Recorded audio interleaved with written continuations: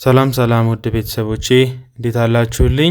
ዛሬ ይዤላችሁ የመጣሁት እንዴት አድርገን ከሰዎች ጋር ሰላምታ መለዋወጥ እንደምንችል በቀላሉ ይዤላችሁ መጥቻለሁ ማለት ነው። እናንተም ደግሞ በደንብ ተከታትላችሁ እያንዳንዱን ደግሞ አብራችሁኝ ያነበባችሁ እንዲሁም ደግሞ በደንብ እንድትረዱ እየጻፋችሁ በደብተር በወረቀት ደጋግማችሁ ተለማመዱ። በጣም ቀላል ናቸው። ለዚህ ዩቲዩብ ቻናል አዲስ የሆናችሁ ቪዲዮውን ላይክ በማድረግ ጀምሮ እኔ በጣም ታበረታቱኛላችሁ። እንዲሁም ደግሞ ይሄ ቪዲዮ መማር ለሚፈልጉ ልጆች ብዙ ልጆች በቀላሉ ይደርሳል ማለት ነው። በተጨማሪ በግል መማር የምትፈልጉና በአጭር ጊዜ ማንበብ መጻፍ የምትፈልጉ እያንዳንዱን ነገር ከመጀመሪያው ጀምሬ ከፊደል ቆጠራ ጀምሬ እንዳስተምራችሁ የምትፈልጉ ከታች ባስቀመጥኩላችሁ ስልክ ቁጥር በኢሞ በዋትስአፕ እና በቴሌግራም ብታናግሩኝ በአጭር ጊዜ ማንበብ መጻፍ እንድትችሉ እረዳችኋለሁ ማለት ነው። እናንተ መደወልና ማናገር ነው የሚጠበቅባችሁ። ስልክ ቁጥሩን ለመናገር +251 9 18 09 83 45 ብላችሁ በፈለጋችሁት በኢሞ በዋትስአፕ ወይም በቴሌግራም ብታናግሩኝ በደንብ አድርጌ ያግዛችኋለሁ ማለት ነው። ስለዚህ ወደ ትምህርታችን ስንመለስ መጀመሪያ ላይ የምናገኘው ሰዎች ጋር ሰላምታ ነው የምንሰጠው። መጀመሪያ ምን ይላል? ሰላም እንዴት ነሽ? አያችሁ? ሰላም እንዴት ነሽ? እሷ ምን ብላ ትመልሳለች?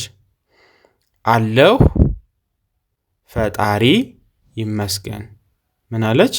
አለሁ ፈጣሪ ይመስገን ብላ ትመልሳለች ማለት ነው። በጣም አሪፍ። ቀጥሎ ደግሞ ስለምን ይጠይቃል ማለት ነው? ስለ ውሎ ሁኔታ ማለት ነው። ምን ብሎ ይጠይቃል? ውሎ እንዴት ነበር? ምን ይላል? ውሎ እንዴት ነበር ብሎ ሲጠይቅ ምን ብሎ ይመልሳል ማለት ነው? እሷ ምን ብላ ትመልሳለች? ቆንጆ ነው ምንም አይልም። ቆንጆ ነው ምንም አይልም ብላ መመለስ ትችላለች። በጣም አሪፍ። በመቀጠል ደግሞ ስለ ስራ ሁኔታ ስራ እንዴት ነው? ስራ እንዴት ነው ብሎ ከጠየቃት እሷ ምን ብላ ትመልሳለች? አሪፍ ነው አንተ ጋስ። ምን አለች? አሪፍ ነው አንተ ጋስ። በጣም አሪፍ። ቆንጆ አገላለጽን የገለጸችው ማለት ነው። አሪፍ ነው አንተ ጋስ። በመቀጠል ደግሞ ስለ ቤተሰብ ሁኔታ ጠየቀ ማለት ነው። ምን ብሎ? ቤተሰብ ሰላም ነው። ምን አለ? ቤተሰብ ሰላም ነው ሲል ምን ብሎ ትመልሳለች እሷ? ይመስገን ደህና ናቸው። ምን አለች? ይመስገን ደህና ናቸው ብላ ትመልሳለች። በጣም አሪፍ።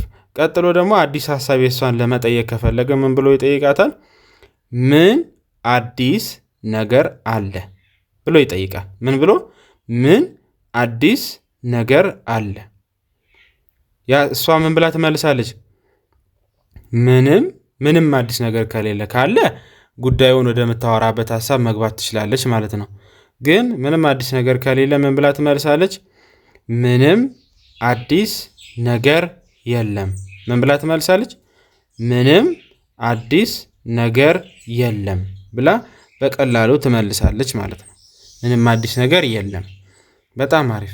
በመቀጠል ደግሞ ስለ አየር ንብረት ሁኔታ መጠየቅ ቢፈልግ ስለ ሙቀቱ፣ ስለ ቅዝቃዜ። አየር ንብረት ማለት የሙቀት፣ የቅዝቃዜ፣ የነፋሻማ ሁኔታን የምንጠይቅበት ማለት ነው። ስለዚህ አየር ንብረቱ እንዴት ነው ብሎ ጠየቃት ማለት ነው። ገባችሁ?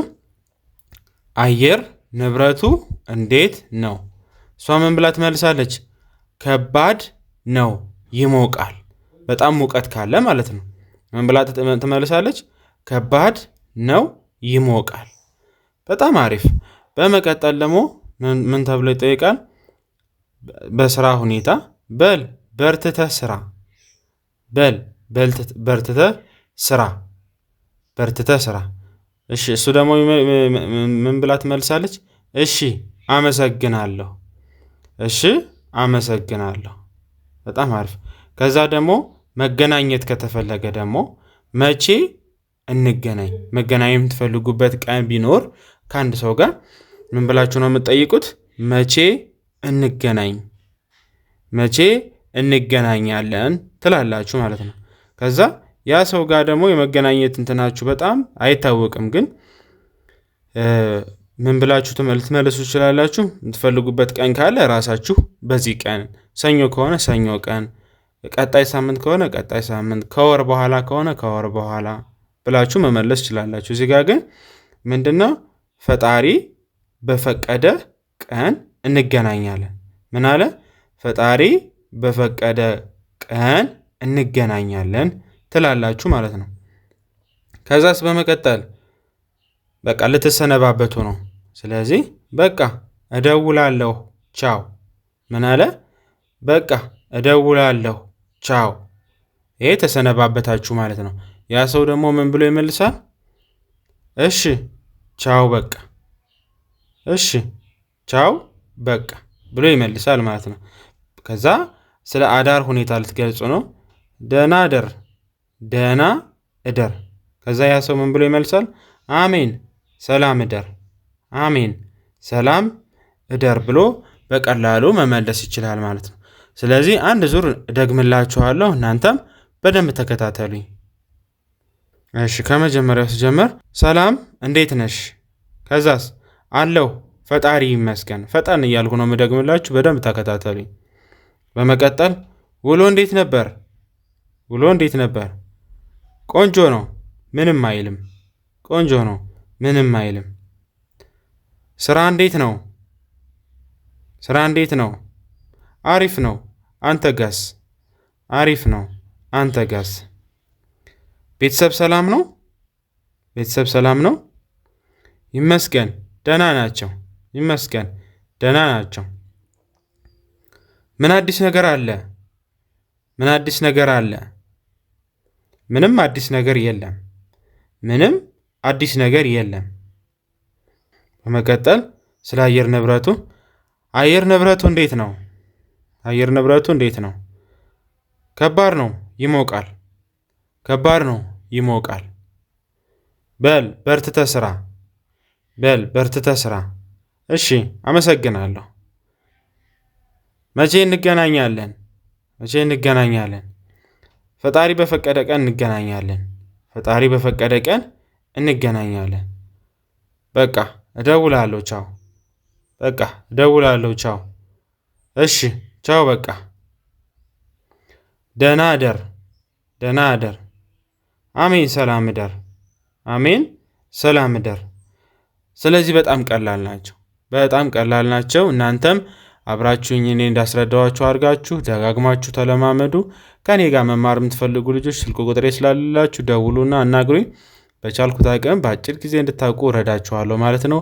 በቀጣይ ደግሞ በሌላ በአዲስ ቪዲዮ እንገናኛለን። እስከዛው ሰላም ቆዩ።